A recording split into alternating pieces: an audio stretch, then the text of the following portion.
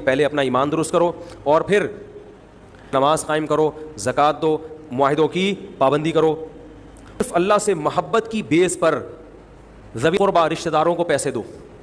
رشتہ داروں کو پیسے دو، یتیموں کو کھلاؤ، یتیموں پہ خرچ کرو، والمساکین مسکینوں کو کھلاؤ،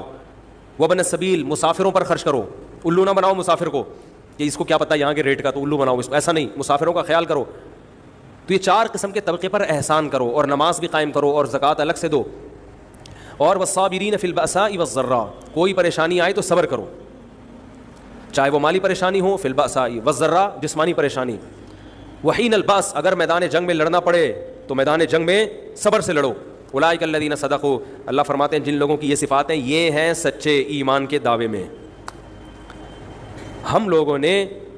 اسلام کو بھی ایک یعنی یوں سمجھیں کہ ایک فیشن ہوتا ہے نا، مختلف قسم کے موسموں میں مختلف قسم کی ایکٹیویٹیز ہوتی ہیں، محرم میں ہمارے ایک نئی قسم کی ایکٹیویٹیز ہوتی ہیں، ربیع الاول میں الگ قسم کے مسلمان بنے ہوتے ہیں ہم لوگ، ٹھیک ہے نا۔ تو یہ 2 مہینے خاص طور پر ایسے ہیں جس میں یہ 2 مہینے کی جتنی ہماری ایکٹیویٹیز ہیں وہ سب ہم اخپل طریقے سے گزارتے ہیں، جس طرح اللہ اس کے رسول نے بتایا اس طرح سے نہیں گزارتے۔ اسلام میں کسی کی یوم ولادت یا یوم شہادت یا یوم وفات اس کو کوئی اہمیت نہیں دی گئی ہے، اگر دی گئی ہوتی تو سب سے پہلے محمد صلی اللہ علیہ وسلم کا یوم وفات کا دن ایسا تھا کہ اس پہ ہمیں غم منانے کا حکم دیا جاتا، اور یوم ولادت ایسی تھی جس پہ ہمیں خوشی منانے کا حکم دیا جاتا، کہیں بھی نہیں ملتا ہمیں۔ بعض حضرات یہ کہتے ہیں کہ آپ صلی اللہ علیہ وسلم کو خواب آیا تھا جس میں بتایا گیا کہ آپ کے نواسے حضرت حسین جو جنت کے سرداروں کے جنت کے نوجوانوں کے سردار ہیں ان کو آپ کی امت شہید کرے گی، تو آپ بلک بلک کے رونے لگے۔ اس سے بعض لوگ استدلال کرتے ہیں دیکھو غم حسین میں رونا چاہیے، تو یاد رکھو نبی صلی اللہ علیہ وسلم کو جب اطلاع ملی آپ کو غم ہوا آپ روئے،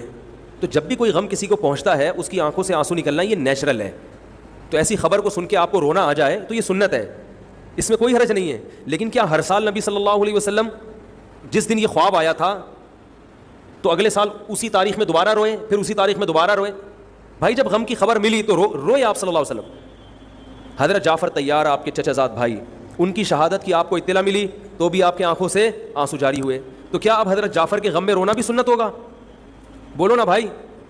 اگر آپ صلی اللہ علیہ وسلم حضرت عثمان کے دور میں زندہ ہوتے اور اس طرح بے دردی سے حضرت عثمان کو شہید کیا جاتا تو کیا آپ نہ روتے ہیں بھائی؟ تو پھر حضرت عثمان کی یوم شہادت پہ رونا بھی کیا ہے؟ سنت ہونا چاہیے نا۔ حضرت عثمان کی